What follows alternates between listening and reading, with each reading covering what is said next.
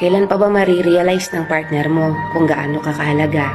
Baka ma-realize lang ng tao ang halaga mo kung hindi ka na maghahabol sa kanya. Kung hindi mo na siya bibigyan ng tamang atensyon, oras, at hindi mo na iiyakan.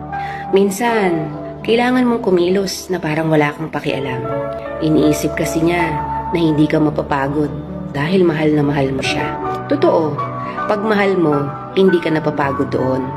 Pero yung sakit na ipinaparamdam nila sa atin ang nagpapahina sa atin. Kung sino man ang nakakapanood nito, alam mo sa sarili mo kung gaano ka karapat-dapat. Kaya itigil mo na ang pagtutok sa taong hindi karapat-dapat sa iyo.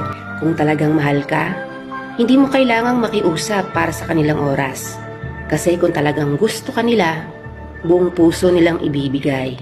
Kaya please, mahalin mo ang sarili mo higit kanino man.